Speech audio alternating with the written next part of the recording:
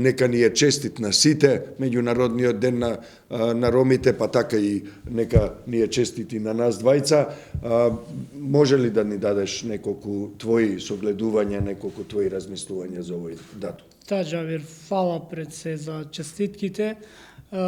Добро е кога ете се добиваат и честитки, па дури и за ваков ден, кој што нели она што јас го кажав и повторно ќе го повторувам, ромите беа и вчера, ромскиот ден е и денес и треба ромскиот ден да биде и утре.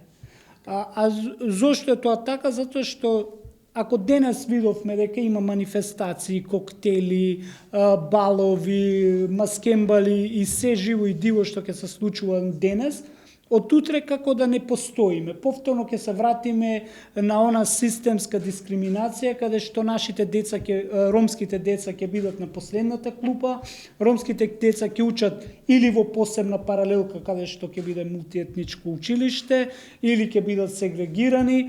Повторно ќе видиме дека има проблеми со бездомниците во Визбегово, например, каде што има иницијативи да ги отстранат, дури од Ранка Милановиќ, каде што служеше за центар за згрижување на деца, а сега и од таму сака да ги збркат и тие луѓе каде би заминале, каде би отишле, ако и од таков центар ги бркаш, повторно ќе останат на улица. Повторно гледаме дека ние после секој избори, пред секој избори имаме матичен гинеколог во Шуто-Оризари. Завршуваат изборите, матичниот лекар се заминува. И еве повторно сега сме во фаза кога илјадници жени во таа општина повторно треба да го бараат чарето на некое друго место, а не во општината каде што имаат матичен лекар и би требало да имаат матичен лекар. И повторно доаѓаме, односно ти спомна дека за време на изборите одредена политичка партија и нивниот лидер одеше во источниот дел од Македонија, каде што се вршеше притисок. Ние сега гледаме како еве мораме да го кажеме и конкретниот случај во Штип, каде што градоначелник на општина во координација со полицијата и медиумите прават цела крими серија како они ловат роми кои што крадат дрва и ги истакнуваат јавно, ги понижуваат, ги омаловажуваат и сето тоа е во предзнак дека ромите се тие што крадат дрва и треба да се санкционираат. Јас би сакал во наредниот период истиот градоначалник и другите градоначалници да не викнат и нас како медиуми кога истите тие роми ќе ги одат да ги вработат, да ги вдомат, нивните деца да ги однесат во училиште. Со драга волја јас ќе ја земам камерата и ќе одам позади тој било кој службеник, државен службеник, да го снимам како ги прави тие дела, каде што јавно ги истакнува ромите дека ги вработува, им дава им дава здравствено осигурување, им дава образование. А кога ти сакаше медиумска кампања да правиш дека наративот ромите се тие што крадат дрва и ромите се тие што се лошите во таа општина и генерално слика правиш низ целата држава, тогаш имаме проблем. Систематски проблем, затоа што тие роми, ако има вработување, немаше да одат да крадат. Ако тие деца им беа во училиште, немаше да бидат на улица да питачат.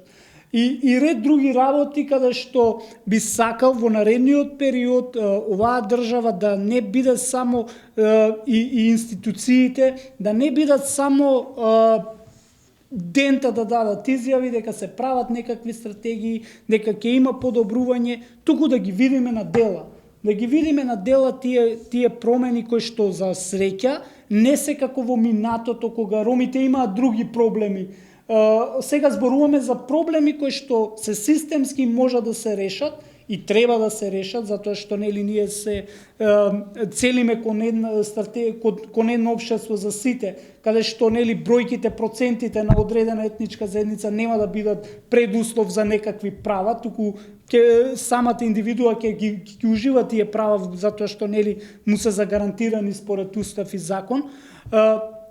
Затоа сметам дека во наредниот период ние среќа ќе кажам не ги гледаме тие немили сцени кога ромите беа враќани од граница само затоа што се роми имаат малце потемен тен, или па беа носени на гласање, фатени за уши и да гласат за одредена политичка партија. Денес тоа право го имаат да гласат за кого сакаат, имаат слобода.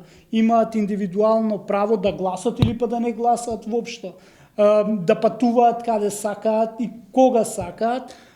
Тие проблеми заминаат, тие се веќе во минатото, но убаво е да се подсетуваме од време на време што не треба да ни се случува и зошто не треба да се враќа наративот. Она што исто така сметам дека треба државата повеќе да поведе внимание за говорот на омразата кон ромската етничка заедница, особено на социјалните мрежи. Таа е толку проширена што сметам дека за жал и ромите потплекнуваат на таквите провокации и враќаат со иста мера, што за жал институциите им дозволуваат да си ги одмеруваат силите во омраза.